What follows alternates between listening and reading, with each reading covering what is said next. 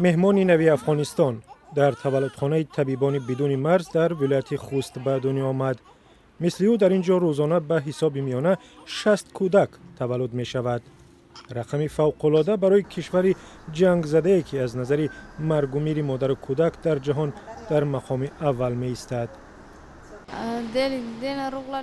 کودک اولی من در خانه تولد شد و مرد. برای همین به اینجا آمدم چون شفاخانه خوب است. دیگر شفاخانه ها تجهیزات خوب ندارند و بیماران را درست معاینه نمی کنند. به بیماران اصلا خدمت خوب نمی رسانند. تولدخانه سال 2012 باز شد. تقریبا همه طبیبان زن هستند. تعداد نوزادانی که اینجا به دنیا می آیند ممکن است تا آخر سال به 24,000 نفر برسد. این شفاخانه برای بانوان ما امکانات خوب فراهم کرد چون مرگ و میر بسیار زیاد بود.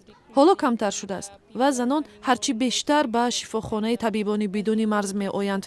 ما به همه رایگان خدمت می رسانیم. بعد 17 سال سقوط طالبان خونریزی و مناقشه در افغانستان به سطح بلندترینش رسیده است. شفاخانه برای تامین امنیت خود با مردم و قبیله سالاران همکاری میکند. عین زمان به مردان قبیله های بسیار محافظه‌کار پشتو مشکلات صحتی زنان باردار را نشان میدهند. ما نمیدانستیم که زنان اینقدر مشکل زیاد دارند. حالا همه چی را فهمیدیم و میدانیم که اگر مشکلی داشتند پیش طبیب بریم.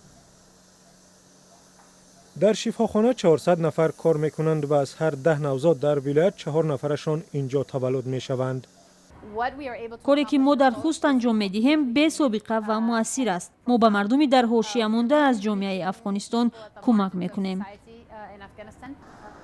تولد به مشکل کودک دیگر و لحظه آرامی طبیبان در شفاخانه‌ای که در افغانستان کارخانه کودک سازی عنوان گرفته است.